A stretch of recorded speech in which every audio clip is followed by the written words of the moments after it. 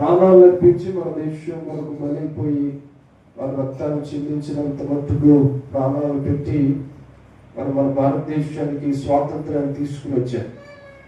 చాలా మంది చెప్తా ఉంటారు బ్రిటిష్ వాళ్ళు వదిలేసి వెళ్ళిపోయిన మతం అని చెప్తారు.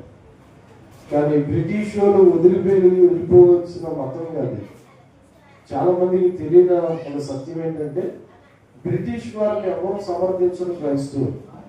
బ్రిటిష్ వారు అందరూ కూడా మన భారతదేశం దోచుకుని వెళ్ళిపోతే కేవలము మన భారతదేశం కొరకు అర్పింపబడి త్యాగం చేసిన వారు అమెరికా దేశం నుండి వచ్చిన పెద్ద పెద్ద మహానుభావులు. దేవునికి స్తోత్రం కలుగుతుంది. హల్లెలూయా హల్లెలూయా. ప్రాణాలు పెట్టారు, వాళ్ళ తనాన్ని హెచ్చించారు. దాంట్లో విలియం కేరీ, స్టైన్ ఆగస్టిన్ అనే ఒక వ్యక్తి, ఇంకా చాలా మంది గొప్ప గొప్ప మహానుభావులు ఉన్నారు. వారందరికీ ఏమొచ్చినా కూడా మొట్టమొదటి రుణం తెచ్చిన దానిలో భాగంగా ఈరోజు మన భారతదేశానికి ప్రత్యేకంగా స్వాతంత్ర్య వేడుకలు మరొకసారి జరుపుకుంటున్నాం. దేశస్తులందరికీ ప్రత్యేకమైన శుభాలు వందనాలు తెలియజేస్తున్నాయి. మాట్లాడుతూ దేవుని వాక్యాన్ని నేను వేరొకటి ప్రిపేర్ అయ్యాను, కానీ ఇక్కడ వచ్చిన తర్వాత సందేశం మారింది. అది దేవుని చిత్తం అయితే మనకు వారం చెప్తాను. ఒక లోతైన విషయాలు చెబుదామని ఇక్కడికి వచ్చాను, కానీ మీరు అంత లోతైన విషయాన్ని వినలేదేమోనని నాకు అర్థమైంది కనుక నేను దేవుని ప్రేరేపణ బట్టి సందేశాన్ని మరొక ప్రత్యేకమైన దినం కనుక ఈరోజు కావలసిన ఒక శ్రేష్టమైన సంగతి మీకు తెలియజేస్తాను. గలతీయులకు రాసిన పత్రిక, దేవుని వాక్యాన్ని చదువుకుందాం. గలతీయులకు రాసిన పత్రిక 5వ అధ్యాయం 13వ వచన భాగాన్ని చదువుకుందాం. గలతీయులకు రాసిన పత్రిక 5వ అధ్యాయం 13వ వచనం. సహోదరులారా, మీరు స్వతంత్రులుగా ఉండుటకు పిలువబడితిరి. అయితే ఒక మాట, ఆ స్వాతంత్ర్యము శరీర క్రియలకు హేతువు చేసుకొనక ప్రేమ కలిగిన వారై ఒకరి ఎడల ఒకరు దాసులై ఉండుడి. చిన్న మాట ప్రార్థన చేసుకుందాం. ప్రేమ కలిగిన తండ్రి, పరిశుద్ధుడు మా దేవ, నీకు లెక్కలేనందుకు కృతజ్ఞతాస్తుతులు స్తోత్రాలు చెల్లిస్తున్నాం. ఈ అపారమైన ప్రేమ చేత మమ్మల్ని అందరినీ ప్రేమించావు. ఈ దినమందు యేసు సన్నిధిలో ప్రభు ఈ రీతిగా కలిసి ప్రార్థించడానికి, ఈ నామాన్ని స్తుతించడానికి, ఆరాధించడానికి అయ్యా మీరు చూపిన కృపలకి మరొకసారి స్తోత్రం చెల్లిస్తున్నాం ప్రభు. నిశ్చయముగా యేసయ్య వాక్యము ద్వారా మాతో అందరితో మీరు మాట్లాడి ఈ నామానికి మహిమ, ఘనత, ప్రభావం మీరు ఆరోపించుకోవాలి. యేసుక్రీస్తు నామములో ప్రార్థించండి వేడుకుంటున్నాం తండ్రి, ఆమేన్. విగ్రహంగా చేతులు ఎత్తి మరొకసారి స్తోత్రం అని చెప్పండి. హల్లెలూయా హల్లెలూయా. మన గుర్తులేని మీటింగ్స్ లో దైవజనులు జర్మీయ గారు మాట్లాడుతూ ప్రార్థనకి 9 గంటలు అయితే కనీసం ఒక 5 నిమిషాల ముందన్నా దేవుని మందిరంలో చెప్పారా, విన్నారా? 5 నిమిషాల ముందన్నా ఉండాలి అని చెప్పారు. కానీ ప్రసంగం అయిపోయి 10 నిమిషాలు పడుతున్నారు చాలా ఉంటుంది. ఇది చాలా దుర్మార్గం, అవిధేయత, తిరుగుబాటు, వ్యతిరేకం. దీన్ని అసలు నాకు ఖండిస్తున్నాం తప్ప సమర్థించట్లేదు. దయచేసి పాఠంలోనే మీరు రావాలి, లేకపోతే ఇక రాకపోతే రాలేదు. మొహమాట పాఠంలోనే రావాలి. దేవునికి స్తోత్రం చెప్పండి. హల్లెలూయా హల్లెలూయా. చాలా మంది భక్తులు పాటలు ఎక్కట్లా, పాటలు అయితే మాకు కాదులే అని పాటలు అయిపోయిన తర్వాత, ఆరాధన అయిపోయిన తర్వాత వస్తున్నారు.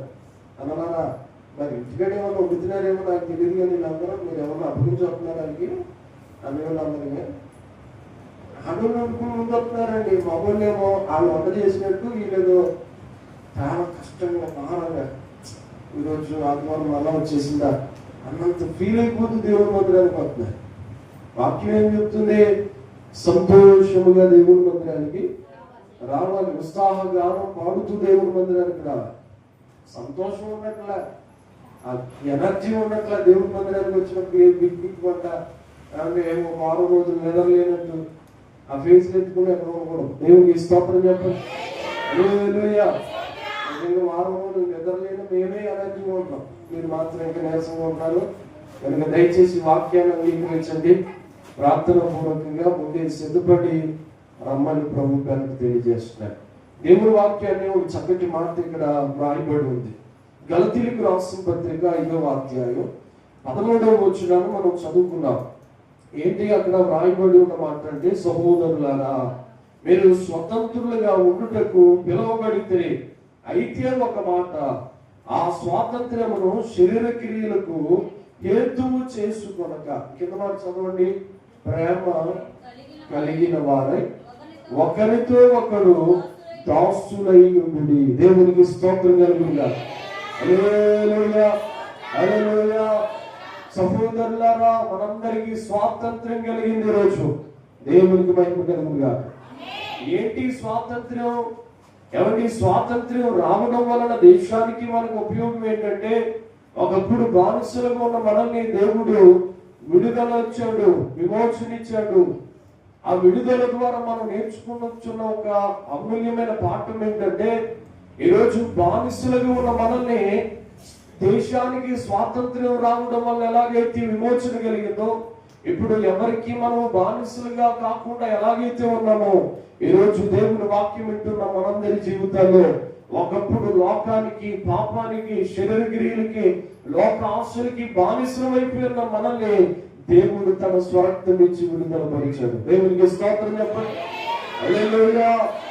ఒకప్పుడు మనం కూడా కొన్నిటికి దాసులు. దేనికి? లోకానికి మనం దాసులు. లోకం ఏం చెప్తే అది చేసేవాళ్ళు. లోకం ఎలా నడవంటే దాని ప్రకారం నడిచేవాళ్ళు. ఎవరి లోక ఇష్ట ప్రకారం నడిచిన జీవితం మాత్రం చాలు. అయితే దేవుని వాక్యం ఉంటుంది, ఎంతకాలము లోక ఇష్టాపరముఖంగా మనం నడిచినప్పటికీ కూడా దేవుని వాక్యం అంటున్నమాట, మనం ఇప్పుడు అయితే మనం అందరము స్వతంత్రులమయ్యాం. స్వతంత్రం కలిగిన వారు ఏం చేస్తారంటే, ఎవరి వారు ఇష్టమైన పని చేస్తారు, వారి ఇష్టానుసారంగా బ్రతుకుతారు. వారు కష్టమైన దాన్ని దేన్ని కూడా, ఇబ్బందికరంగా ఉన్న దాన్ని దేన్ని కూడా చేయడానికి ఇష్టపడతారు. పాపము కూడా మనల్ని ఇబ్బందికి గురి చేస్తుంది. పాపము కూడా మనల్ని బానిసలుగా చేస్తుంది. ఒకప్పుడు ఈ పాపం ఎలాగ మనం బానిసలుగా చేసిందంటే, చిన్నగా ప్రారంభించబడిన పాపము ఒక లోతైన అనుభవాల్లోనికి కూరుకుపోయినట్లుగా మనల్ని నడిపించేసింది. అయితే పాపంలో ఉన్న మనమందరం విడుదల పొందాలనే యేసయ్య లోకానికి వచ్చి ప్రాణం పెట్టి ఆయన మనల్ని పైకి లేవనెత్తాడు. దానినే ఏమంటారనంటే, మనందరికి స్వాతంత్రం వచ్చింది. దేవునికి స్తోత్రం చెప్పండి. హల్లెలూయా. ఏమండి, ఇప్పుడు మనం దేనికి బానిసలు కాదు, లోకానికి బానిసలు కాదు. లోకానికి బానిసలు ఎవరనంటే, ఇంకా భయంకరమైన త్రాగుల్లోనూ, భయంకరమైన వ్యసనాల్లోనూ, భయంకరమైన చూదాల్లోనూ, ఎవరికి దేవునికి నచ్చని పనుల్లోనూ, మార్కు సువార్త 7వ అధ్యాయం 21వ వచన ప్రకారం చెబుతున్న మాట ప్రకారం, హృదయంలో ఉన్న ఆ భయంకరమైన దురాశల వలన ఏర్పబడిన ప్రతి ఒక్కరూ విడుదల పొందడానికి యేసయ్య లోకానికి వచ్చాడు అనే సత్యాన్ని మీకు తెలియజేస్తున్నాడు. భారతదేశానికి స్వాతంత్రం వచ్చి చాలా సంవత్సరాలు అవుతూ ఉండే. అయితే ఈ రోజున ఇంకా చాలా మందికి పాపం నుండి స్వాతంత్రం కలగలేదు. దేవుడు చెప్పండి, పాపం నుండి స్వాతంత్రం కలగలేదు. పాపం నుండి స్వాతంత్రం కలగాలయ్యా, ఖచ్చితంగా పాపం నుండి స్వాతంత్రం కలగాలి. పుణ్య నదుల్లో దిగినంత మాత్రాన పాపానికి విముక్తి కలగదు. దేని వలన పాపానికి పరిష్కారం దొరకదు. మనం ఏది చేసినా పాపాన్ని పోగొట్టుకోలేము. కేవలము పాపం పోయే మార్గం ఏదైనా ఉన్నదంటే, మనం ఆరాధిస్తున్న యేసయ్య రక్తమే ప్రతి పాపము నుండి మనల్ని పరిశుద్ధులుగా చేస్తుంది. ఒక ఆయన వైజాగ్ బీచ్ లోనట పంచదార జల్లుకుంటూ వెళ్తున్నాడట. ఒక దైవజనుడు చెప్పాడు, పంచదార జల్లుకుంటూ వెళ్తా ఉంటే చూశాడట.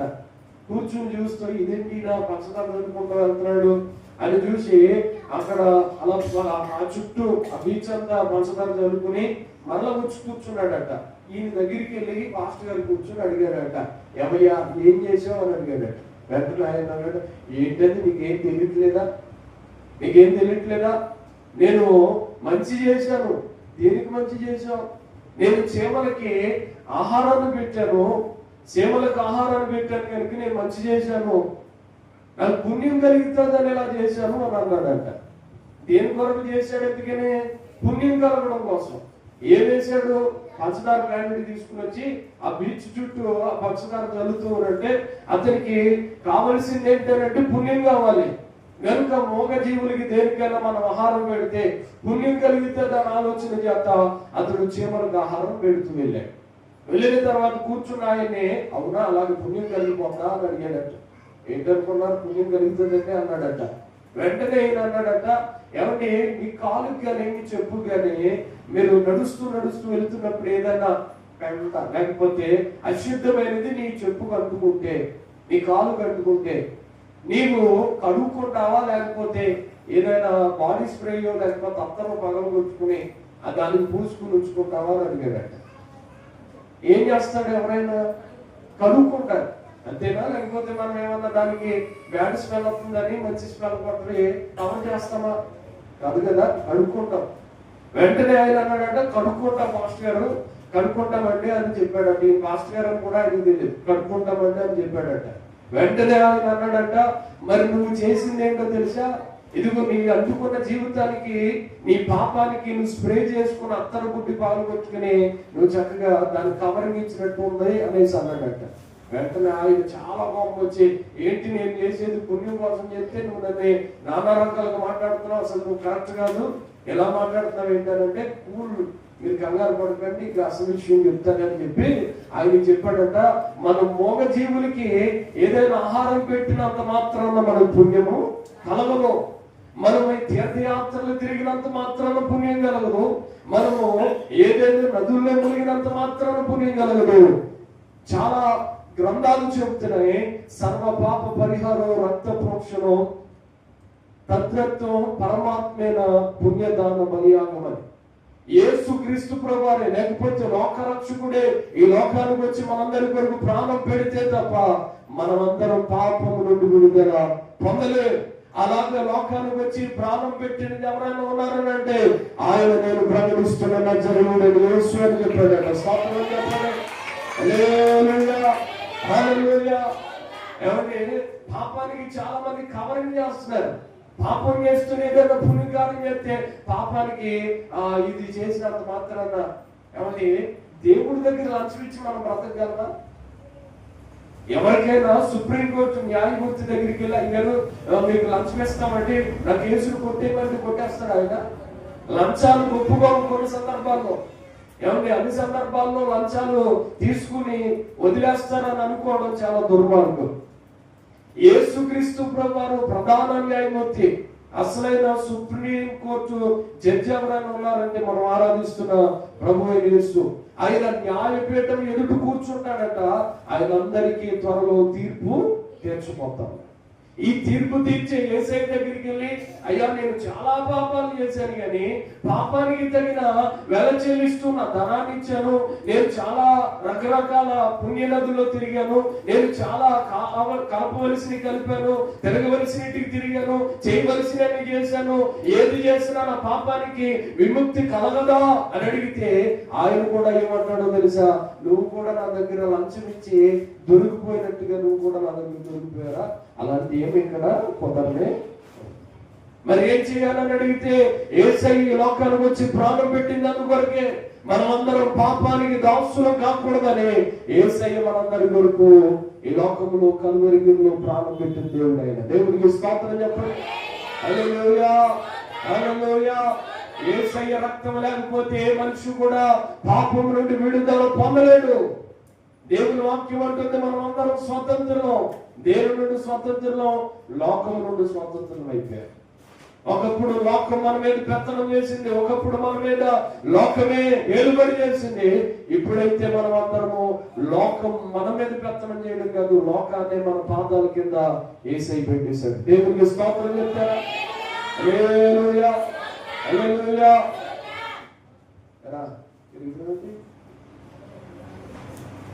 దేవుడికి స్తోత్రం కలుగుగా.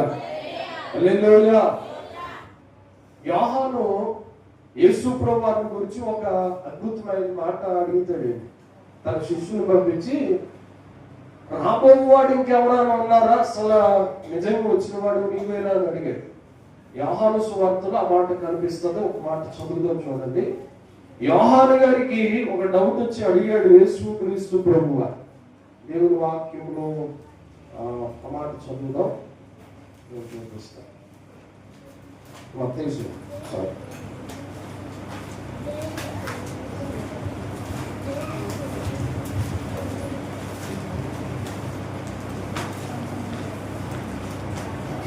11వ అధ్యాయం. మత్తయి సువార్త 11వ అధ్యాయం 2వ వచనం నుండి చదువుదాం. క్రీస్తు చేయుచున్న కార్యములను గురించి యోహాను చెరసాలలో విని, రాబోయేవాడు నీవేనా, మేము మరి ఒకరి వరకు కనిపెట్టవలెనా అని ఆయనను అడుగుటకు తన శిష్యులను పంపెను. యేసు వారిని చూచి, మీరు వెళ్ళి విన్నవాటిని కన్నవాటిని యోహానుకు తెలుపుడి. గుడ్డివారు చూపు పొందుతున్నారు, కుంటివారు నడుచుచున్నారు, కుష్ఠరోగులు శుద్ధులవుచున్నారు, చెవిటి వారు వినుచున్నారు, చనిపోయిన వారు లేపబడుచున్నారు, పేదలకు సువార్త ప్రకటింపబడుచున్నది. మరియు నా విషయమై అభ్యంతర పడని వాడు ధన్యుడని ఉత్తరమిచ్చెను. దేవునికి స్తోత్రం కలుగుగా. హల్లెలూయా.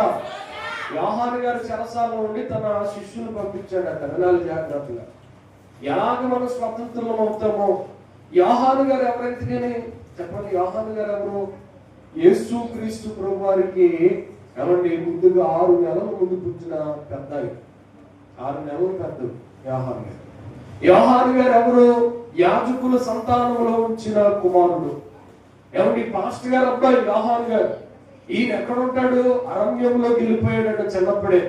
అరణ్యంలోనే తేనె తాగుతూ, అరణ్యంలోనే అక్కడ వదిలేసిన లేకపోతే జంతువుల చర్మాలని అతడు వస్త్రంగా ధరించుకుంటూ, తోలు దట్టి కట్టుకుంటూ, ఏమండి గుండిని ధరిస్తూ అక్కడే ఉండిపోయాడు అరణ్యంలోనే.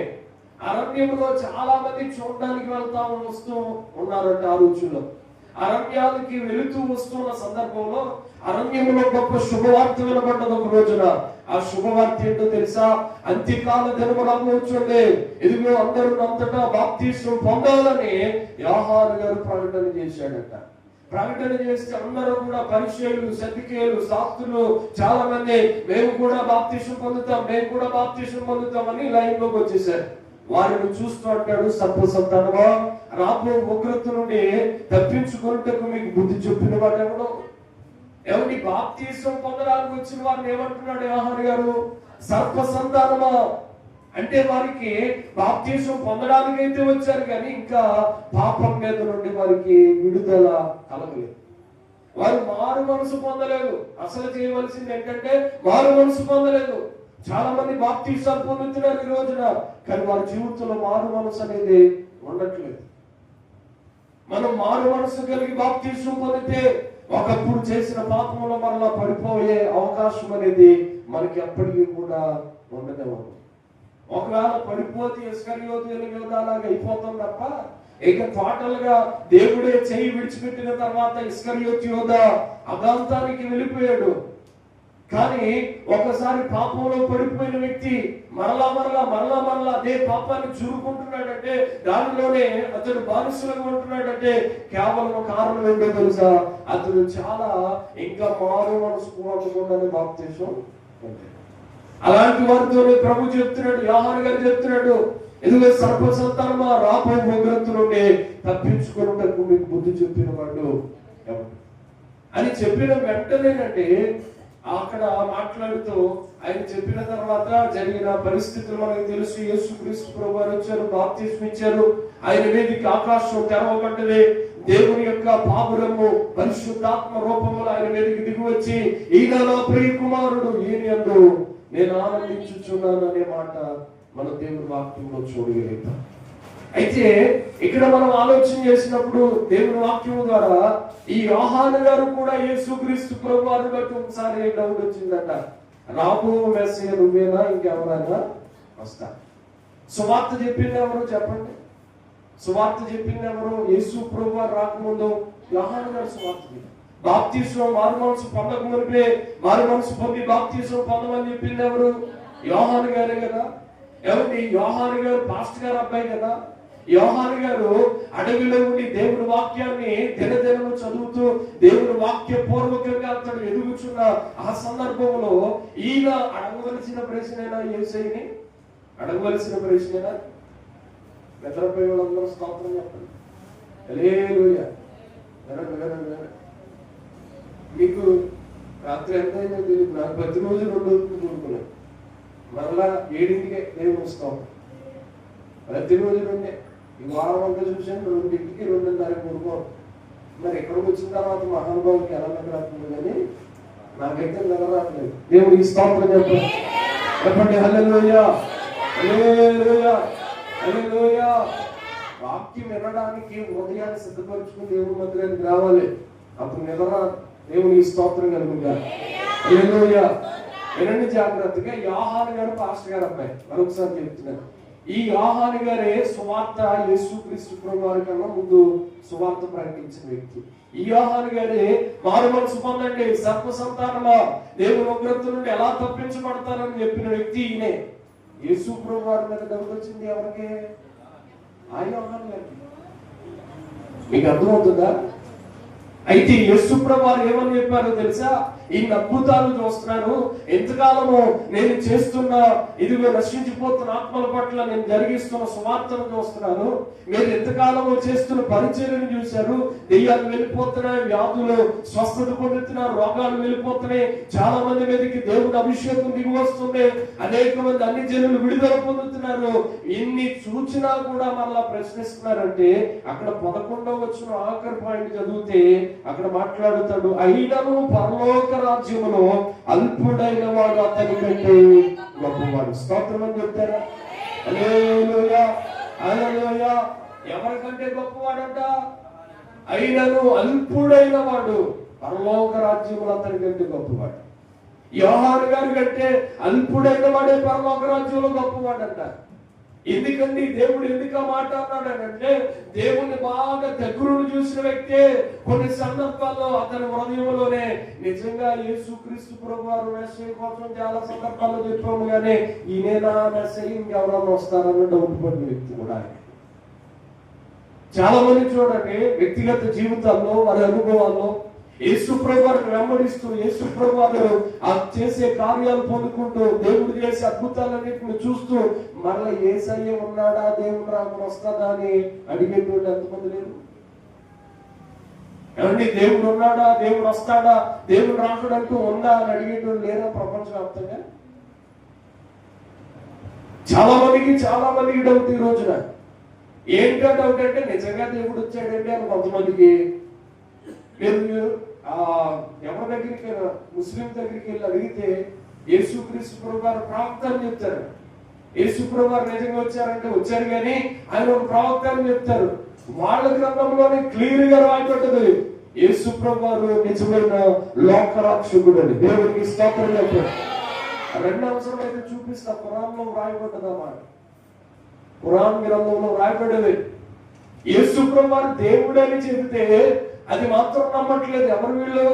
వాళ్ళు దేవుడు అంటే నచ్చగా కాదు, దేవుడు అంటే ప్రేమే, దేవుడు అంటే ఇష్టమే, దేవుడు చేసే కార్యాలు చేస్తాడని తెలుసు, కానీ దేవుడు అనే మాత్రం వాళ్ళు ఒప్పుకోరు. మన జనాంగంలో కూడా, మనలో కూడా, క్రైస్తవుల్లో కూడా చాలా మంది చేస్తున్న పొరపాటు ఇది. యేసు ప్రభువారు దేవుడా అంటే దేవుడు అంటారు, యేసు ప్రభువారు అద్భుతాలు చేస్తున్నాడంటే అద్భుతాలు చేస్తున్నాడు అంటారు, త్వరలో రాబోతున్నాడా అంటే ఏముందని వస్తాడో రాడో తెలియదు. ఒకవేళ వస్తాడన్న భయము మన జీవితాల్లో ఉంటే మనం ఎప్పటికీ కూడా పాపము చేయము. దేవుడికి స్తోత్రం చెప్పండి. హల్లెలూయా, హల్లెలూయా. సత్యము మనల్ని స్వతంత్రంగా చేస్తాడట. ఆ సత్యమే దేవుని వాక్యముగా ఈ లోకానికి సర్వసత్యముగా దిగి వచ్చింది. సత్యం అంటే ఏంటి? నిజము.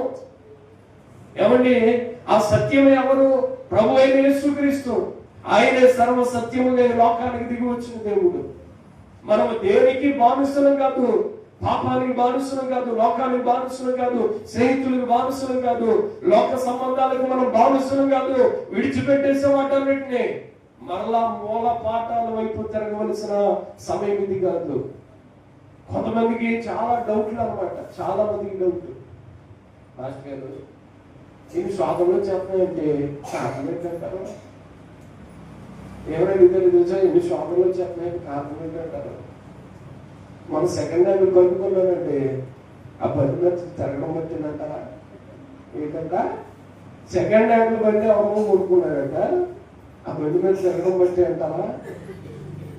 ఏంటి మనిషి అన్న తర్వాత శోధన రాకుండా ఉంటుందా? చెప్పాలి మీరు, శోధన రాకుండా ఉంటుందా? దేవుడు ఎన్నిసార్లు వాక్యంలో రాయించి పెట్టలేదు? శోధనలో ప్రవేశిస్తారు, మెలకువగా ఉండి ప్రార్థన చేయమని ప్రభు ఎన్నిసార్లు చెప్పలేదు? ఆ సెకండ్ హ్యాండ్ కొనుక్కున్నానండి, లేకపోతే ఆ సెకండ్ హ్యాండ్ ఎవరో ఇల్లు వండేస్తామంటే వెహికల్ కొన్నానండి, ఆ వెహికల్ వల్ల నాకు కలిసి రావట్లేదు. చాలా మందికి అనుమానం. వాక్యం వింటాం, నిజంగా దేవుడు అద్భుతం చేస్తాడని తెలుసు, మళ్ళా దాని మీద తిరిగితే యాక్సిడెంట్ అయిపోతేమోనండి. అసలు అలాగే రోజులు ఎందుకు కొనుక్కున్నాం?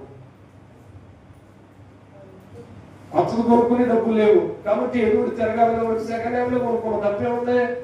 తిరుగు దేవుడు ఖచ్చితంగా నీ రాకపోకలు ఎందుకు యెహోవా నిన్ను కాపాడు నన్ను వాగ్దానం ఎందుకు నెరవేరుస్తాడు. ఏమంటే చాలా మంది భక్తుల చరిత్రలో భక్తుల యొక్క సాక్ష్యాలు మనం వినట్లేదా? వారు చెప్తున్న సాక్ష్యం ఏంటి? ఒక డొక్కి ట్రాక్టర్ మీద దేవుడు నా పిల్లల్ని తీర్చేసాడని సాక్ష్యం చెప్పలేదా మన సభలోను? ఏమండి వారి జీవితాల్లో టైర్లు అరిగిపోయినా కానీ దేవుడు నా ద్వారా దేవుడు తన కృప చొప్పున నన్ను జ్ఞాపకం చేసుకుని నా రుణభారం అంతా కొట్టేశాడండి, దేవుడు అద్భుతం చేశాడని అని చెప్పలేదా? మరి మనకెందుకు చేయడు? వాళ్ళు మెలకువగా ప్రార్థన చేశారు, మనం కొనుక్కున్న తర్వాత అంతే. దేవుడికి స్తోత్రం చెప్పాలి, దగ్గరగా చెప్పాలి. హల్లెలూయా, హల్లెలూయా, హల్లెలూయా. కొంతమంది ఫ్రెండ్స్ కి దాసులైపోతున్నారండి. మోసపోకుడి, దేవుడు ఎక్కిరింపబడడు అని మాట్లాడుతూ ఒక వాక్యం అంటది, ఏమని తెలుసా? దుష్ట సాంగత్యము మంచి నడవడికను చెబుతుంది. ఫ్రెండ్స్ కి దాసులు, వాళ్ళు ఎక్కడికి రమ్మంటే అక్కడికి, ఎక్కడికి వెళ్దామంటే అక్కడికి. అది ఆదివారం అయినా శనివారం అయినా మరొక ప్రార్థన అయినా దేవుడితో గడపవలసిన సమయం అయినా ఇంకేదైనా, నేను వాళ్ళకి దాసులు కాదు. ఫ్రెండ్షిప్ ఉండాలి, ఫ్రెండ్షిప్ చేయాలి, మంచిదే. కానీ ఎక్కడ వరకు? దేవుని కన్నా ఎక్కువగా విలువించేంత స్థాయి మనకి ఏ మనిషితోనూ సంబంధం ఉండకూడదు. మరి నీకు ఫ్రెండ్స్ ఎక్కువ, ప్రార్థన అవసరం. నాకు స్నేహితులన్నీ అలాంటి వాడిని చాలా మందిని చూశానయ్యా. నేను కూడా స్నేహితులన్నీ తిరిగేటోడిని చాలా మంది ఆఖరికి మోసం చేశారు, పాడు చేశారు. నా జీవితం అయిపోయింది. ఏ స్నేహితులు అయితే నమ్మా, నా స్నేహితులే నన్ను గేలు చేశారు, ఒక రోజున నా కుటుంబాన్ని దూరం చేశారని సాక్ష్యాలు ఎందుకు వినట్లేదు? నేను చెప్తున్న మాట ఏంటంటే, దేవుని కన్నా మనకి ఎక్కువగా ఏ సంబంధం ఉండకూడదు. దేవునికి స్తోత్రం చెప్పండి. హల్లెలూయా. కొంతమంది తల్లిదండ్రులు పిల్లలకు దాసులైపోతున్నారు. కొడుకు పుట్టుకొడుకు ప్రార్థన చేస్తారా? పుట్టిన తర్వాత ఆయన సమర్థిస్తానే ఉంటారు, ఆ పిల్లలు సమర్థిస్తానే ఉంటారు. అది నువ్వు అంటే చాలు ఇవి ప్రేమ అల్లాడిపోతూ ఉండదు. మంచిదే, తల్లి ప్రేమగా ఉండాలి, చిన్నప్పుడు ఉండాలి, కొంచెం ఎదిగే వరకు ఉండాలి. అది ఎద్దుగులాగా ఇవి కానీ ఎక్కువైపోయినా కానీ అని తింటాడు కదా. ఆకలిస్తేనే అది ఎవరు పనిపాటుకి వెళ్ళి వచ్చాడా, తిన్నావా అని అడిగేదానికి. చాలా మంది చూడండి, పిల్లలంటే ఎంత గారాబమో, ఎంత ప్రేమో, ఎంత ప్రేమ కలిగి చూస్తారు. ఏ పిల్లలైతే ఎంత ప్రేమగా చూస్తున్నామో ఆ పిల్లలే ఏమంటే గుండెల మీద తన్ని వెళ్ళిపోయిన సందర్భాలు ఎందుకు చూడట్లేదు మనం? ఏ పిల్లలకైతే మనం దాసులు కొడుతున్నాం ఈరోజు, మనం పిల్లలకి దాసులు కొడకూడదు, పనికి దాసులు కొడకూడదు, మనం దేనికి దాసులు కొడకూడదు. పాపానికి, లోకానికి, లోక సంబంధమైన జీవితానికి మనం దాసులు కొడకూడదు. కేవలం యేసయ్యకు మాత్రమే మనం దాసులు ఉండాలి. స్తోత్రం చెప్పండి. హల్లెలూయా, హల్లెలూయా. ఒకటి యేసయ్యకే మనం దాసులు అవ్వాలి. నేను క్రీస్తు దాసు అనే మాట మనం చదువుతాం. క్రీస్తు దాసు అనే మాట చదివారా? ఎప్పుడన్నా విన్నారా? క్రీస్తు దాసు అని విన్నారు కదా. మళ్ళా అక్కడికి వెళ్ళమాట ఎక్కడే ఉన్నాను. క్రీస్తు దాసు అంటే మళ్ళా అడ్డాడ దగ్గరికి వెళ్ళిపోతారు చాలా మంది. అక్కడికి వెళ్ళడానికి ఎక్కడ ఉందంటే పేరుని చెప్తున్నాను నేను, క్రీస్తు దాసు అని, ఏమండి యేసు దాసు అని, ఇలాగా కొన్ని దాసులు అనే పేర్లు పెట్టుకున్న వాళ్ళు చాలా మంది, ప్రభు దాసు అని ఇలా పేర్లు ఉంటాయి కదా. నిజంగా వాళ్ళ వ్యక్తిగత జీవితం ఎలా ఉన్నా కానీ నిజంగా వారి పేరు చెబుతున్న మాట ఏంటంటే, వాళ్ళు పేరు పలుకుతున్నప్పుడల్లా వారు క్రీస్తుకు దాసుడంట. దేవుడికి స్తోత్రం. హల్లెలూయా. ప్రభువుకే మనం దాసులు ఉండాలని వాళ్ళ పేరు చెప్తుంది. అయితే వాళ్ళు బ్రతుకెలా ఉన్నా పక్కన పెడితే వాళ్ళ పేరు మనకు తెలియజేస్తున్నమాట. మన జీవితంలో కూడా మనం ప్రభువుకి దాసులు అవ్వాలి. మరి ఈ రోజున టీవీకి దాసుడువా, పాపానికి దాసుడువా, ఏమంటే ఈ లోక దుష్ట సాంగత్యానికి దాసుడువా? దేనికి మనం దాసులం? దేనికి దాసులుగా ఉండాలి? స్వతంత్రులుగా ప్రభు చేసి మనల్ని అన్నిటి నుండి విడిపిస్తే మరలా మనం బానిసం అయిపోతున్నాం. ఈ బానిస బ్రతుకు మనం వద్దు. యేసుక్రీస్తు ప్రభువే లోకానికి దిగి వచ్చినప్పుడు ఆయన దాసులుగా ఉండనేరడు. ఆయనే అందరి కొరకు ప్రాణం పెట్టిన దేవుడిగా ఈ లోకములో దేవుడి వాక్యం ద్వారా మనకు తెలియజేస్తూ ఉన్నాయి. ఏమంటే కొంతమంది ఐగుప్తు జనాంగము దాసులుగా ఉన్నప్పుడు ఇశ్రాయేలు ప్రజల్ని దేవుడు విడిపించడానికి దిగి వచ్చాడట. ఫరోతో మాట్లాడాడు, నానా వారి బాధను చూస్తున్నాను, వారి శ్రమను చూస్తున్నాను, వారి ఇబ్బందులు చూస్తున్నాను, వారిని విడుదల పరచడానికి నేను దిగి వచ్చాను, వారిని విడిపించడానికి దిగి వచ్చాను అని మాట్లాడితే ఇశ్రాయేలు ప్రజలందరినీ దేవుడు తన కృప చొప్పున విడిపించాడు. స్తోత్రం అని చెప్పండి. హల్లెలూయా. అడ్డొచ్చిన ఎర్ర సముద్రాన్ని పాయలు చేశాడు, మన్నాను కురిపించాడు, బండలో నుండి నీళ్లు రప్పించాడు. అరణ్యములో చెప్పండి 40 సంవత్సరాలు వారికి పగలు మేఘస్తంభముగాను రాత్రి అగ్నిస్తంభముగాను వారి మధ్యలోనే నడిచాడట. ఇలాంటి దేవుడు చూసిన వారు కృతజ్ఞత హీనులవ్వాలా? కృతజ్ఞత కలిగి బ్రతకాలా? కృతజ్ఞత కలిగే బ్రతకాలి. కానీ వాడు ఏమైపోయిందో తెలుసా? కీర్తన గ్రంథం చూడండి, దేవుడి వాక్యంలో 106వ కీర్తన అనుకుంటున్నాను, ఒకసారి చూద్దాం. దేవుడి వాక్యాన్ని చదివితే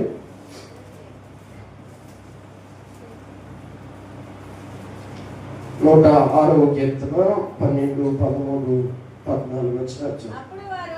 అప్పుడు వారు ఆయన మాటలు నమ్మిరి, ఆయన కీర్తి గానము చేసి 13 వచ్చిన. అయినను వారు ఆయన కార్యములను వెంటనే మర్చిపోయేది, ఆయన ఆలోచన కొరకు కనిపెట్టుకొనకపోయేది. అరణ్యములో వారు బహుగా ఆశించిరి, ఎడారిలో దేవుని శోధించిరి. వారు కోరినది ఆయన వారికి ఇచ్చెను. దేవునికి మహిమ కలుగును గాక. హల్లెలూయా. ఏమని వ్రాయబడ్డది? అరణ్యములు ఆశించారట, ఎడారిలో వారికి కావలసిన దాన్ని కోరుకున్నారట, అయినను దేవుడు ఆశించిన దానిని వారికి ఇచ్చాడు. మనం ఆరాధిస్తున్న దేవుడు మనం ఏదైతే ఆశిస్తామో దేవుడు వాటన్నిటిని మనకి ఇస్తాడు. స్తోత్రం చెప్పండి. హల్లెలూయా. మనకి ఖచ్చితంగా దేవుడు ఇస్తాడు. మనం ఆశ గల ప్రాణం అయితే ఆశ గల ప్రాణాన్ని దేవుడు తృప్తిపరుస్తాడు. అయితే ఆశపడుతున్నాం, ప్రార్థన చేస్తున్నాం, కరెక్టే. దేవుడు చేసిన ఆశ్చర్యగాలను ఎక్కడ మర్చిపోయారు కాదు. కఠిన వచ్చిన అదే కదా. అయినను దేవుడు చేసిన ఆశ్చర్యకార్యాన్ని వెంటనే క్షణం కూడా పట్ల. చాలా మంది జీవితాలు అయితే కృతజ్ఞత అనేది ఉండదు. దేవుడు నన్ను విడిపించాడండి, ఒకప్పుడు నేను త్రాగుడు బానిసనండి, ఒకప్పుడు నేను పాపానికి దాసునండి, ఒకప్పుడు నేను లోక సంబంధంగా నాకు ఎటువంటి కృప లేనప్పుడు దేవుడు తన కృప చెప్పు నన్ను కనికరించాడు, ఎంతవరకు ఈ స్థాయి వరకు దేవుడు నన్ను నిలబెట్టాడని కేవలం కృతజ్ఞత కూడా చాలా మందికి ఉండట్లేదు. వీళ్ళు బాగానే ఉన్నారు, తాగుడు వేసి అది పిల్లలు తాగుడు పడిపోతున్నారు. కళ్ళ ముందే కనిపిస్తున్నా కానీ పాపము ఇది చేయకూడదని చెప్పట్లా. ఏమంటే వీళ్ళు జ్యోతులు విడిచిపెట్టారు దేవుని కృపను బట్టి. నేను కూడా ఒకప్పుడు ఇలాంటి ఉంటాను, అబ్బాయి మీరు ఆ జోదాల్లో పడొద్దు, కుటుంబాలు నాశనం అయిపోతాయి, పతనం అయిపోతాయి, జీవితాల్లో అనగారిపోతాయి అని చెప్పవలసిన పెద్దోళ్ళు ఏం చేస్తున్నారో తెలిసి వాళ్ళకి కావలసినంత ధనాన్ని ఇచ్చి వెళ్ళండి అని వాళ్ళని ప్రోత్సహించే తల్లిదండ్రులు చాలా మంది లోకంలో కనిపిస్తున్నారు. దేవుడు చేసిన ఆశ్చర్యకాలను వెంటనే మర్చిపోతున్నారు చాలా మంది. మనం ఏం చేయాలి? ఎడతెగక దేవునికి కృతజ్ఞతాస్తుతులు చెల్లించాలి. మనం ప్రతినిత్యము దేవుడు నా జీవితంలో ఎలాంటి కార్యాలు చేశాడయ్యా, ఒకప్పుడు కారు పెయింట్ లో, ఒకప్పుడు అక్కడక్కడ ప్లేట్లు పెట్టుకున్న నా బ్రతికిని, ఒకప్పుడు దేవ స్థితిని దేవుడు ఇంత కృప చొప్పున జ్ఞాపకం చేసుకుని ఈ స్థాయిలో దేవుడు నన్ను దీవించాడు, ఇంకా నన్ను దీవించాలని ప్రార్థన చేయమనవలసిన మనం ఏం చేస్తున్నావు తెలిసి రోజున నేను కాబట్టి విన్నవా, నేను కాబట్టి. అరణ్యంలో కూడా వాళ్ళు ఏమనుకున్నారు తెలుసా? ఇశ్రాయేలు ప్రజలు మేము కాబట్టి అడిగిందల్లా దేవుడు మాకు, ఇంకెవరు అడిగినవడం, మేము కాబట్టి అడిగిందల్లా దేవుడు మాకు ఇచ్చేస్తున్నాడు, ఇంకెవరు అడిగినా ఎవరు అనే ఆలోచనకు వచ్చారు. వారి జీవితంలో దేవుడు చేయించిన కార్యాలను మర్చిపోతూనే వచ్చారు. ఆఖరిలో ద్వితీయోపదేశకాండం మరలా ఎందుకు రాశాడు తెలుసా? ద్వితీయోపదేశకాండం అంటే దానికి అర్థం ఏంటంటే మరలా ఉపదేశం చెప్పడం, మరలా మరొకసారి ఉపదేశించడం. మరలా చెప్పిన మాటే మరలా చెప్పించాడు ఆ గ్రంథంలో. ఎందుకు చెప్పించాడో తెలుసా? ఒకప్పుడు మీరు దేవునికి దాసులుగా ఉన్నారు, మరలా లోకం వైపు తిరుగుతున్నారు, చాలా జాగ్రత్త. మీ పిల్లలకు చెప్పండి, మీ కుమారులకు చెప్పండి, కుమార్తెలకు చెప్పండి, వారు దేవునికి భయపెట్టేటట్లుగా మీరు వారికి తెలియజేయండి అనే మాటలు మనం చదువుతాం. దేవునికి స్తోత్రం కలుగును గాక. చెప్పండి హల్లెలూయా, హల్లెలూయా. ఇశ్రాయేలు ప్రజలు విడిపించిన దేవుడు, నడిపించిన దేవుడు, అద్భుతాలు చేసిన దేవుడే. అయినప్పటికీ వారి జీవితంలో కృతజ్ఞత అనేది ఈ రోజున దేవుని కార్యం చేసిన చాలా మందిలో కనీసం థ్యాంక్స్ గివింగ్ ఉన్నట్ల, కృతజ్ఞత అనే భావం ఉన్నట్ల. వెంటనే వచ్చిపోతున్నారు. ఇలా కార్యం జరిగితే అలా ఇలా వచ్చిపోతున్నారు. ఇలా దేవుడు అద్భుతం చేస్తున్నాడు, లేకపోతే ప్రార్థన ద్వారానో దేవుడి ద్వారానో దేవుడు కార్యం చేస్తా ఉంటే వెంటనే మర్చిపోతున్న జీవితాన్ని మనం చూస్తున్నాం. అయితే స్వాతంత్రం మనకి ఏమిస్తుంది అనే మాటలు మనం చూడగలిగితే దేవుడి వాక్యంలో చదువుదామండి. దేవుడి వాక్యాన్ని కొన్ని విషయాల్లో జ్ఞాపకం చేస్తారు. మనం స్వతంత్రులమయ్యాం, స్వతంత్రం మనకి ఏమి కలుగు చేస్తుంది అనే మాటలు మనం చదువుకుంటే దేవుడి వాక్యములో మన పరిశుద్ధ లేఖనాలు చదువుతాం. మత్తయి సువార్త 19వ అధ్యాయం 29వ వచనం. 19వ అధ్యాయం 29వ వచనం. నా నామము నిమిత్తము అన్నదమ్ములైనను, అక్క చెల్లెళ్ళనైనను, తల్లినైనను, తండ్రినైనను, తల్లినైనను, పిల్లలైనను, భూములైనను, ఎండ్లనైనను విడిచిపెట్టిన ప్రతి వాడును 100 రెట్లు పొందును, ఇదిగాక నిత్య జీవం కూడా పొందుతాడట. స్తోత్రం అని చెప్పండి. హల్లెలూయా. మనం లోకానికి పాపానికి దాసులం కాకుండా విడుదల పొందిన మనకి దేవుడిచ్చే అద్భుతమైన వరం ఏంటంటే, అద్భుతాలు చేయడు వీటన్నింటిని పక్కన పెడితే ఏమంటే అద్భుతమైన సంగతి ఏంటో తెలుసా? దేవుడు నిత్య జీవాన్ని ఇస్తాడట. చెప్పండి, స్తోత్రం చెప్పండి. హల్లెలూయా. ఎవరికి దేవుడు నిత్య జీవాన్ని ఇస్తాడు? స్వతంత్రులుగా అయిన వారికే. వినాలి వినాలి. ఎవరికి దేవుడు నిత్య జీవాన్ని ఇస్తాడు? స్వతంత్రులుగా అయిన వారికి. బానిసలకు ఇస్తాడా? ఏమంటే ఇంకా పాపానికి లోకానికి బానిసలుగా ఉన్న వారికి, ఫ్రెండ్స్ కి, లేకపోతే పిల్లలకి, కుటుంబానికి బానిసలుగా ఉన్న వారికి దేవుడు స్వాతంత్రాన్ని ఇస్తాడా? ఎవరికి దేవుడు పరలోక రాజ్యం అనే స్వాతంత్రాన్ని ఇస్తాడంటే కేవలం అక్క చెల్లెలైనను, అన్నదమ్ములైనను, తండ్రినైనను, తల్లినైనను, తనకున్న యావదాస్తినైనను దేవునైనా విడిచిపెట్టుకుని నన్ను వెంబడించిన వారికి ఏమందు చాలా రెట్లు పరమందు నిత్య జీవనం ఇస్తాడట. స్తోత్రం అని చెప్పండి మరోసారి. హల్లెలూయా, హల్లెలూయా.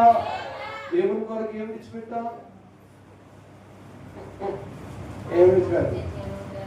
ఫ్రెండ్స్ విడిచిపెట్టేసా? అలాంటి అలా చెప్పినట్టు పాస్టర్ గారు. దేవుని కొరకు ఏమన్నా వెండి బంగారాలు విడిచిపెట్టా? అలాంటి చెప్పకూడదండి. దేవుని కొరకు ఏమన్నా నీకు కలిగే లాభాన్ని విడిచిపెట్టి దేవుని పని చేసావా? మనకు లాభం వచ్చే పని చేస్తాం తప్ప మనకి నష్టపోయే పని మనకి అనవసరం అనుకుని పక్కన. దేవుని కొరకు మనం ఏం విడిచిపెట్టాం? పేతురయ్య గారు అడిగాడు, అయ్యా మాకు పరమరాజ్యాన్ని ఎప్పుడు ఇస్తాము, ఎలా వస్తుంది, ఏంటి అని అడిగితే వెంటనే చెప్తున్నాడు, అన్నదమ్ములు నక్క చెల్లెలు అన్నింటిని విడిచిపెట్టిన మీలాంటి వారికి పరలోక రాజ్యం ప్రభు చెప్పేసి. ఒక ఆయన యేసుప్రభు వారిని వెంబడిస్తున్నాడట. ఆయన కూడా తిరుగుతూ ఉంటే, ఆయన కూడా వెళ్తూ ఉంటే ఒక రోజున ఆయన కూడా తిరుగుతున్న సందర్భంలో కదలడానికి లేదు, మళ్ళీ దూరే తిరగాలి. యేసుప్రభు వారట ఆయన కూడా ఫాలో చేస్తున్న ఒక శిష్యుడు అడుగుతున్నాడు, మా నాన్నగారు చనిపోయారు, అయ్యో ఒకసారి వెళ్ళి వచ్చేస్తాడు అడిగాను. వెంటనే ఆయన ఏమన్నాడు తెలుసా? మృతులు తమ మృతులు బాధ పెట్టుకుంటారు కానీ నీవు వచ్చి ఆల్రెడీ వెంబడుతున్నాడుగా. చెప్పాలి, ఆల్రెడీ వెంబడుతున్నాడు కదా. మళ్ళీ ఏమంటున్నాడు? మృతులు బాధ పెట్టుకుంటారు కానీ నీవు వచ్చి నన్ను వెంబడించాను అన్నాడు. కన్న తండ్రి చచ్చిపోయాడయ్యా అనంటే అన్నవా? దేవుని వాక్యం ద్వారా చెప్తున్నమాట ఏంటంటే అక్కడ తండ్రి అంటే నిజంగా తండ్రి అని కాదు, మృతుడంటే నిజంగా మృతి అని కాదు. ఒకప్పుడు వదిలేసిన పాపం కొరకు మరలా వెళ్ళడానికి లోకం ఆకర్షిస్తుంది. లోకము మరలా దాని కొరకు బానిసరిగా చేసుకోవడానికి ఆకర్షిస్తుంది. మృతం అనే దాన్ని పాపం అంటారు. ఆ పాపం మరలా ఆకర్షిస్తూ ఉంది. ఆ పాపం మరలా వెనక్కి లాగడానికి ట్రై చేస్తూ ఉంది. ఇప్పుడు ప్రభు చెబుతున్న మాట ఏంటో తెలుసా?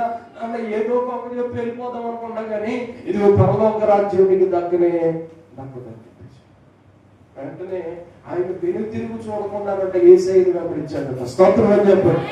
హల్లెలూయా, హల్లెలూయా. మనము కూడా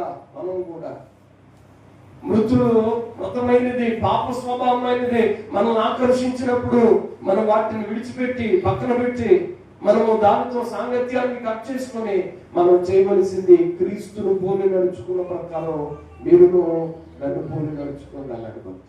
మనం యేసయ్యలాగా మారే ప్రయత్నం చేయాలి. దేవుడికి స్తోత్రం కలుగుతుందా? హల్లెలూయా. యేసు ప్రభువు వారికి ఏమైనా ఉన్నదంటే ఆస్తులు ఏమైనా ఉన్నాయా?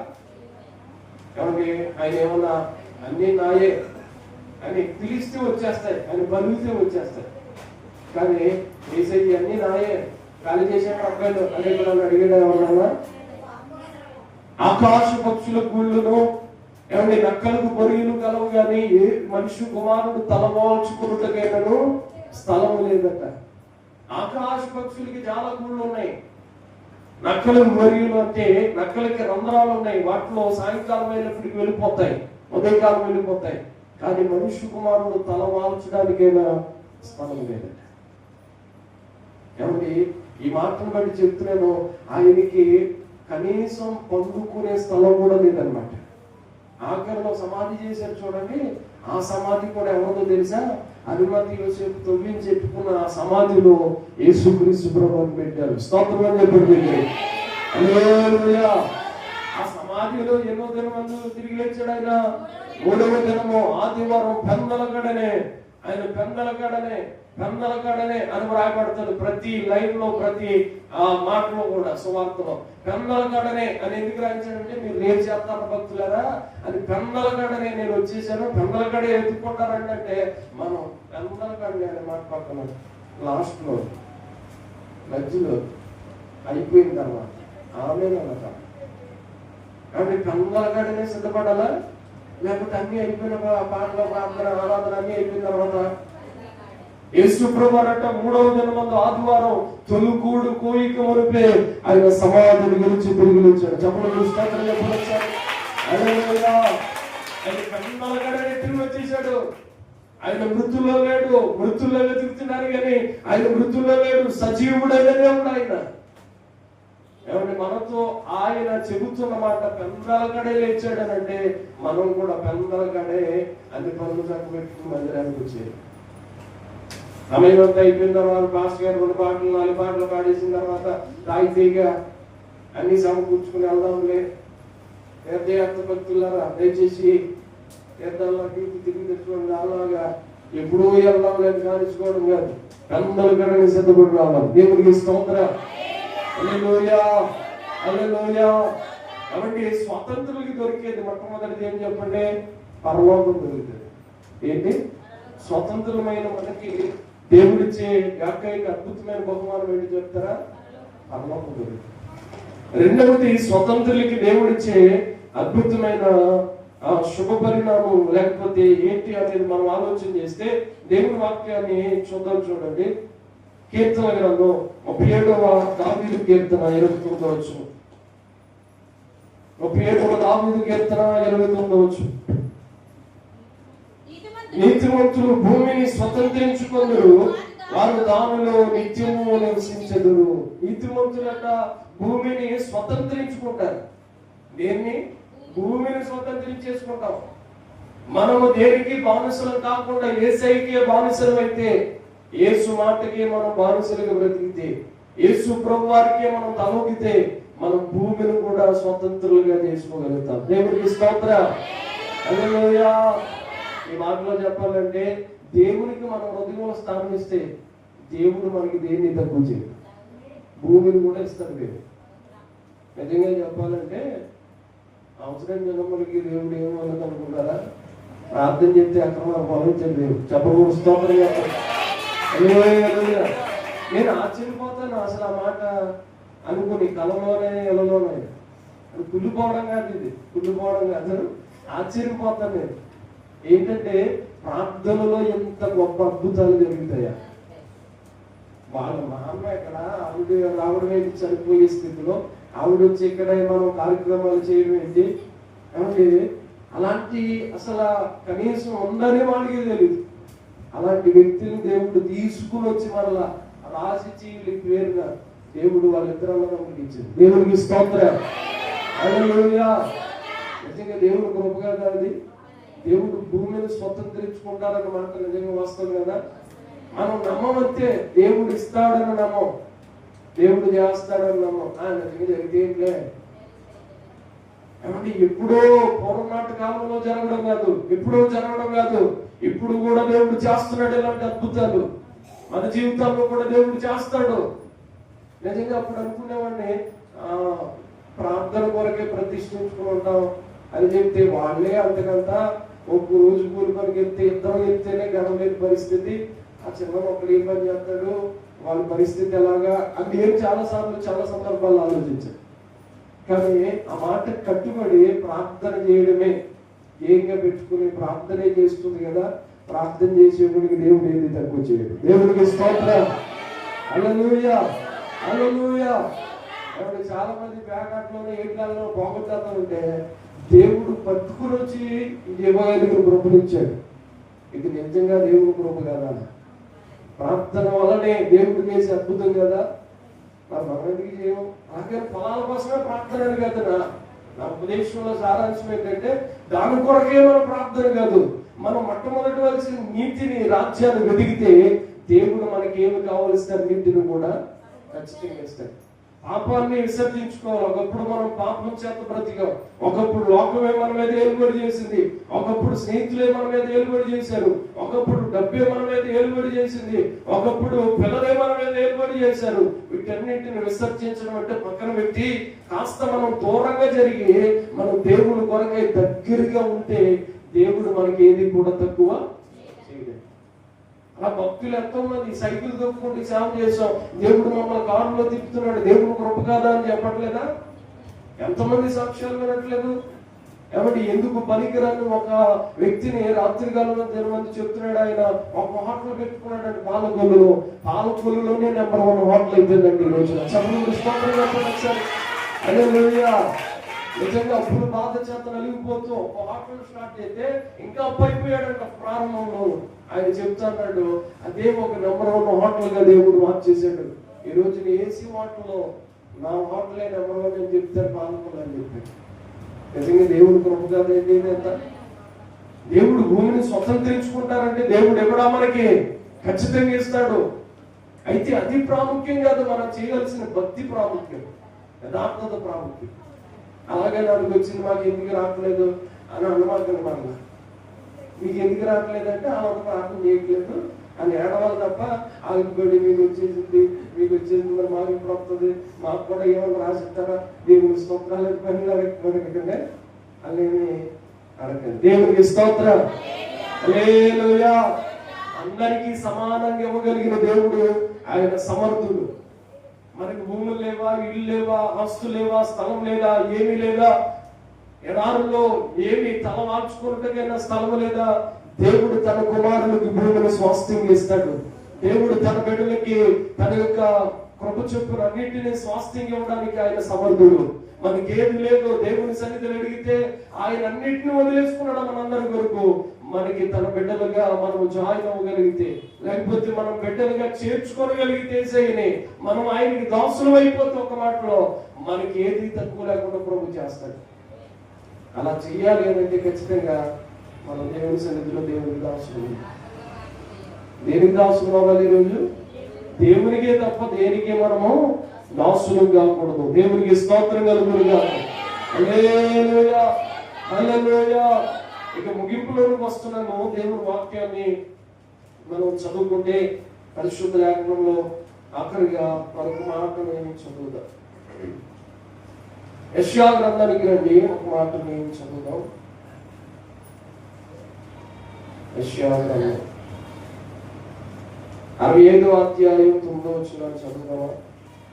యెషయా గ్రంథం 65వ అధ్యాయం 9వ వచనం.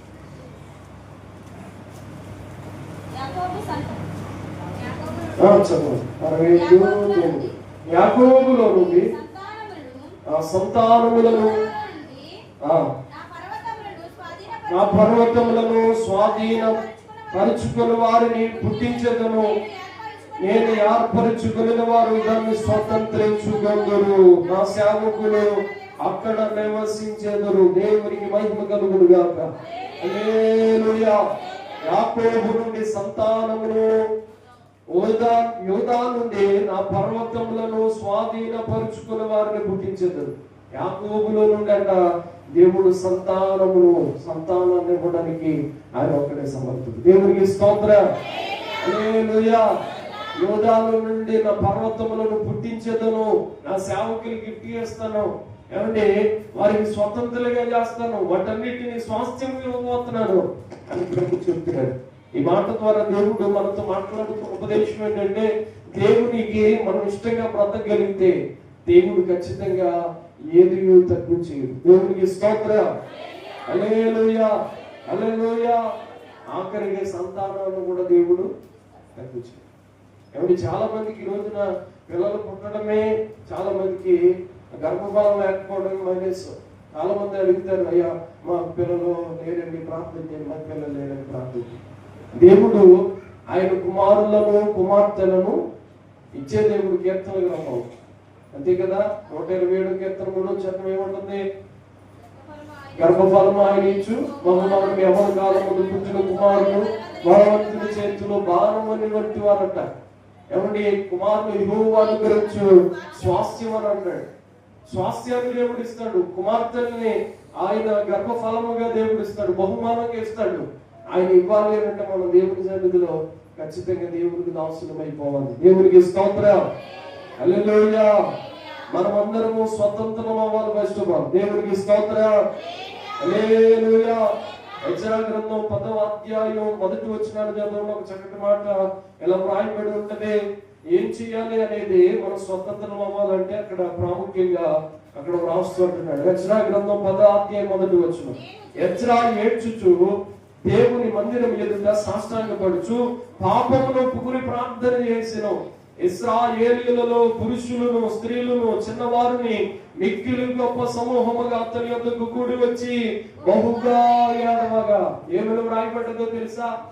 ఇంకా అన్నయ్యలో తెగనెత్తికెళ్తున్నారు. యెషయా గ్రంథం ప్రకటన గ్రంథం పక్కన ఉండదా? దొరికిందా? దేవుని దొరికిందా? దేవుని స్తోత్రం కలిగి. చాలా మంది యెషయా అంటే కీర్తనలు అంటే తొందరగా తీసేస్తారు, కానీ యెషయా అన్నప్పటికీ అటు ఇటు మొత్తం పడటం దాకా ఎత్తికెళ్తారు. దొరకదు. ఎక్కడ ఉంటది? నెహెమ్యా పక్కన ఉంటుంది. దేవునికి స్తోత్రం. హల్లెలూయా. యెషయా చెప్తున్నమాట, యెషయా ఏడ్చుచు దేవుని మందిరం ఎదుట సాష్టాంగపడుచు పాపమును ఒప్పుకొని. మనం అందరం పాపం మన మీద పెత్తనం చేయకూడదుగా ఉండాలి అంటే పాపాన్ని ఒప్పుకోవాలి. దేవునికి స్తోత్రం. హల్లెలూయా. అందరిని చిన్నపిల్లలు పెద్దవారిని ఆ దేశస్తులు అందరిని పిలిపించట, ఆ ప్రాంత నివాసులు అందరిని పిలిపించి ఆడండ్రా బాబు అని బుద్ధునుడు చెప్తున్నాడంట. యెషయా పాస్టర్ గారు చెప్తున్న మాట ఏంటంటే, అందరూ ఆడమండి, సాష్టాంగపడండి, ఆడమండి, ప్రార్థన చేయండి, ఆడమండి అని చెప్తూ ఉంటే అందరూ కూడి వచ్చి ఏడుస్తున్నారంట. అందరూ కూడి వచ్చి ఏడుస్తున్నారు. చిన్నపిల్లలు ఏడుస్తున్నారు, పెద్దవాళ్ళు యవనస్తులు దేని కొరకు ఏడుస్తున్నారు? వాళ్ళ బాధ ఏంటి? ఏమండి మాకు స్థలాలు లేవని బాధ, మాకు ఆస్తులు లేవని బాధ, మాకు ఐశ్వర్యం తక్కువైపోయిందని బాధ. దేవుని మనము ఫస్ట్ ఆఫ్ ఆల్ చేయాల్సిన పని మనం చేయకుండా ఆగిపోతున్నాం. అదేంటో తెలుసా? మన పాపములు ఒప్పుకుని దేవుని సన్నిధిలో ఏడవాలి. చాలా మంది ఏడుకోనట్లా, ప్రభా వాళ్ళకి ఇచ్చావు నాకు ఎందుకు, వాళ్ళకి ఇచ్చావు నాకు ఎందుకు. ఇదే మనం పొద్దున్న లేచిగానే ప్రార్థన. నా కొడుకుని దీవించు, ఏమండి నా బిడ్డలను దీవించు, నా పిల్లలను దీవించు, ఇంకెప్పుడు వాళ్ళు దీవించు దీవించు దీవించి. ఇదేనా అసలు ఆ పాపాన్ని తీసివేయ్యా. పిల్లల యొక్క తండ్రుల దోషము 4 తరములు కుమారుల మీదకి వస్తుందన్నాడు. నా పాపము, నా పితరులు చేసిన పాపం అయ్యా కొట్టేనైనా నా జీవితంలోనైనా నా బిడ్డల తరాల మీదకి పడకుండా ఉండాలి. ఆ పాపము శాపం ఆమె చేయబడాలి, వాళ్ళు ఆశీర్వాదకరంగా ఉండాలి అయ్యా అని ప్రార్థన చేయాలి. అయ్యా నన్ను దీవించే, నా బిడ్డలు దీవించే, ఇంకా దించాను ప్రార్థనే. ఆయన మొత్తం మీద పెద్ద మోటేసేస్తాను ఎత్తి మీద దేవుని స్తోత్రం. పరలోకమే అది శూలము ప్రియులని పరపడాలి. మనం ఇప్పుడు ఆశీర్వాదం వరకు మనం చేయాల్సిన ప్రార్థన. పాపములు ఒప్పుకుని ఉదయకాలం మొదలుకుని ఏడుస్తున్నారట. ఎందుకు ఏడుస్తున్నారు అని అంటే 9వ అధ్యాయంలో ఇక్కడ అసలైన మాట ఉన్నది. మిక్కిలి గొప్ప సమూహముగా అతని యొద్ద కూడి వచ్చి బహుగా ఏడుస్తున్నారట. యెషయా గ్రంథంలో అసలు ఎందుకు ఏడుస్తున్నారయ్యా అనేది మనం ఆలోచన చేస్తే చూద్దాం. చూడండి, ఒక మాట దేవుని వాక్యాన్ని చదువుదాం. 9వ అధ్యాయం 2వ వచనాన్ని చదువుదాం. 9వ అధ్యాయం. వారి కుమార్తెలను పెళ్లి చేసుకొనుచు తమ కుమారులని తీసుకొనుచు పరిశుద్ధుల సంతతిగా ఉండవలసిన తాము ఆ దేశపు జనులతో కలుసుకొని పోయినట. వింటారా? మరొకసారి చదవమంటారా? మాట ఏంటో తెలుసా? మరొకసారి చదువుతున్నారు. వారి కుమార్తెలను పెళ్లి చేసుకొనుచు తమ కుమారులకు తీసుకొనుచు పరిశుద్ధ సంతతిగా ఉండవలసిన తాము ఆ దేశపు జనులతో కలిసిపోయారట. దేవునికి స్తోత్రం కలుగునుగాక. హల్లెలూయా. పాపం కోసం పొద్దున్న నుండి సాయంకాలం వరకు దేవుని మందిరంలో సాష్టాంగపడి ఎందుకు ఏడుస్తున్నారనంటే వాళ్ళ ఏడుపు కారణం ఒకటే. ఏంటో తెలుసా? వారి పిల్లలుగా అన్యజనుల పిల్లలు, వీళ్ళ పిల్లలు, వాళ్ళ పిల్లలు మొత్తం కలిసిపోయారు. ఒక మాటలో చెప్పాలంటే అన్యజనులు ఎవరో పరిశుద్ధులు ఎవరో అక్కడ ఏమి తేడా తెలియదు.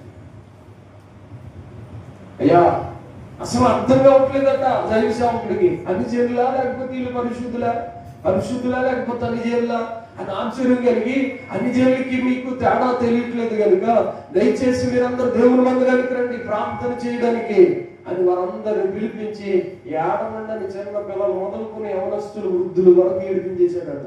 దేవునికి స్తోత్రం చెప్పండి. హల్లెలూయా. దేని కొరకు ఏడుపు? పాపాన్ని ఒప్పుకోండి. మీరు ఎంతకాలం అందరితో కలిసిపోయి తిరిగారు, ఇప్పుడు తిరగమని ఒప్పుకోండి. ఎంతకాలం పాపంతో చేస్తూ ఉన్న వారితోనే సహవాసం చేశారు, ఇప్పుడు అలాంటి వారితో చేయమని ఒప్పుకోండి. దేవుని సన్నిధిలో ఒప్పుకోవాల్సిన వాటిని ఒప్పుకోవాలి. మనం ప్రార్థన చేయాలంటే ఒక్కరు కాకపోతే ఒక్కరికైనా దేవుని సన్నిధిలో పాపాన్ని ఒప్పుకొని ప్రార్థన చేసే మనుషులు ఉన్నట్లు. వాళ్ళు పాపం చేసి వీళ్ళు పాపం చేసి వాళ్ళు చేయట్లేదా, నేను ఒప్పుకొని చేస్తున్నానా, నాకేం పోతే నీ బాధలు అందరికీ రావట్లేదు, అందుకోసం నీకు ఎందుకు? వాళ్ళు నాశనం అయిపోతారా? మనం నాశనం అయిపోతావా? వాళ్ళకి రావట్లేదు ఏంటంటే పాస్టర్ గారు, వాళ్ళకి మాకు మీద దేవుడు ఎవరి మీద కృప చూపించడం వారి మీద కృప చూపిస్తాడట. దేవుడు ఎవరికి ద్వేషించడో వారిని ద్వేషిస్తాడు. దేవుని నిర్ణయం ఎలా ఉంటుందో మనకు తెలియదు. దేవుడు ఎవరిని పైకెచ్చుతాడో దేవుడిని ఎవరిని తగ్గిస్తాడో అదంతా దేవుని సబ్జెక్ట్. అది మనం దాంట్లో దూరేయకూడదు, ఆయన అడగకూడదు. మనం దేవుడు కనికరిస్తే కనికరించబడతాం, దేవుడు విడుదల పరిస్తే విడుదల పరచబడతాం, దేవుడు మనల్ని హెచ్చిస్తే హెచ్చించబడతాం. మనం చేయవలసింది ఏంటంటే పాపాన్ని ఒప్పుకొని ప్రార్థన చేయాలి. కానీ ఇది చేయకుండా ప్రభా అయ్యా పాపం చేసి ఉండే బాగున్నారు దాన్ని ఏంటంటే దేవుడు చూస్తాడు. దేవుడు ప్రతి ఒక్కరికి తగిన న్యాయం చేస్తాడు. దేవుడు చేసినప్పుడు అయ్యా ఇలా ఎందుకు అయిపోయాలో క్షణికులో అనని అవకాశం కూడా మనకి ఇవ్వదు. దేవుడికి స్తోత్రం. హల్లెలూయా. హల్లెలూయా. క్షణంలోనే నాశనం అయిపోతారు. పాపులు నశించుట చూచి నీతిమంతులంట బహుగా ఆశ్చర్యపోతారంట. దేవుని వాక్యం ద్వారా ఈ మాటలని మనం చూడొచ్చు. మనమందరం కేవలం దేవుడికి మాత్రమే దాసులు అవ్వాలి. దేవుడి సన్నిధిలో వెళ్ళాలి. ఏది కలిగినా దేవుని సన్నిధిలో ప్రార్థన చేయాలి. అది ఉద్యోగమైనా, అవకాశమైనా, వ్యాపారమైనా, ఏదైనా కేవలం దేవుడి సన్నిధిలోనే మనం ప్రార్థన చేయడం గాక, పాపాన్ని మనం ఒప్పుకుందాము గాక, మనం అందరూ విడుదల పొందుతాము గాక. ఆమేన్. హల్లెలూయా. చేతులకు దగ్గరగా దేవునికి స్తోత్రం చెప్పండి. హల్లెలూయా. మనలందరినీ దేవుడు బానిస బ్రతుకు నుండి విడిపించును గాక. మనం చిన్న సంచి లేకూడదు, ఇప్పటి నుండి గట్టి సంచిగా మన సంచి మాట్లాడుకోవాలి. కాబట్టి అలాగైతే మన పాపాలను మనం ఒప్పుకొని దేవుని సన్నిధిలో ప్రార్థన చేయాలి. మన కుమారుల్ని మన కుమార్తెల్ని ఎవరికంట మనం చాలా మంది చేసే పొరపాటు ఏంటో తెలుసా? వాళ్ళు ఏదో చేశారండి.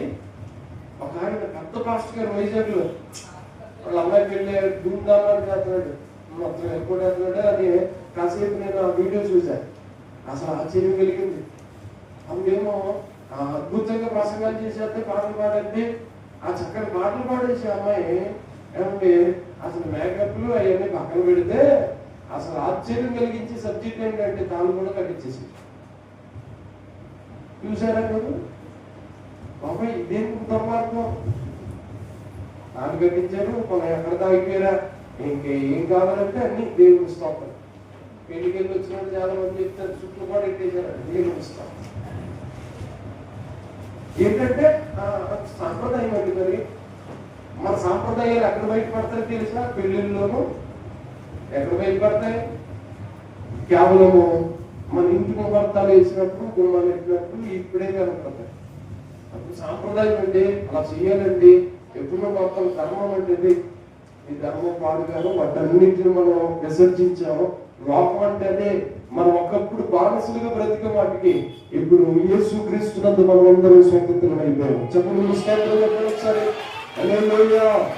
యేసు రక్తాన్ని ధైర్యంగా ప్రోత్సహించడం, మనం పాటలు పాడుతూ గృహంలో ప్రవేశిస్తే చాలు, ప్రార్థన చేస్తే చాలు, ఏమంటే వివాహ కార్యక్రమాలైనా తండ్రి కుమార పరిశుద్ధాత్మనామములు ఏది చేసినా దేవుడు అద్భుతకరంగా మారుస్తాడు. మనం అలా చేయాల్సిన వాళ్ళే అన్ని చేయాలి కదండి. మరి వాళ్ళు వద్దంటానండి, వీళ్ళు ఇలా చేయాలి. అవసరం అయితే రికార్డ్ డాన్స్ కూడా వేస్తారు మా కుర్రోళ్ళు. డాన్స్ పెళ్లి కూతురు డాన్స్, పెళ్లి కొడుకు డాన్స్. అసలు మీరు పెళ్లి కూతురు అనుకుంటున్నారా, పెళ్లి కూతురు అనుకుంటున్నారా, అసలు లేకపోతే అక్కడక్కడ డాన్స్ చేసే బ్యాచ్ అనుకుంటారు? నాకు ఏమర్థం కాదు. డాన్స్ ఇది ఫ్యాషన్ అయిపోయింది, చూసారో లేదు మీరు, ఇది ఫ్యాషన్ అయిపోయింది. ఒకప్పుడు పెళ్లి కూతురు అంటే తలదించుకుని పెళ్లి అయినా కానీ అలా ఎత్తేవాడు కాదు. ఇప్పుడు అందరూ చూసేస్తున్నారు పెళ్లి కూతురు. ఒకప్పుడు పెళ్లి కొడుకు అంటే సిగ్గుపడిపోతా అసలు మొహమాటం ఏమంటే మీకు ఇలా ఉండేవాళ్ళు. కానీ ఇప్పుడు పెళ్లి కొడుకు అంటే పెళ్లి పోతుంది అన్నట్టుగా షర్టు బట్టలు తీసేసి ఇది గర్వీగేస్తున్నాడు. ఇక ఆ పెళ్లిలోనూ చూడాలి, ఇంకా పాటలు డాన్సులు, వీళ్ళు స్టెప్పులు అయిపోయి నాన్న గందరగోళం చేసేస్తున్నారు. ఇక్కడ కనిపిస్తాయి మన పాపం ఏంటో, ఇక్కడ కనిపిస్తాయి ఖచ్చితంగా. మన నీతిమంతులో పాపం అర్థమైపోయింది ఏంటంటే పెళ్లిళ్ళలోనూ గృహ ప్రతిష్ఠ ఆరాధనలోనూ ముహూర్తాలు వేసినప్పుడు మనకు తెలిసిపోతాయి మనం నిజంగా నీతిమంతులు కాదు. దేవునికి స్తోత్రం చెప్పండి దగ్గరగా. హల్లెలూయా హల్లెలూయా.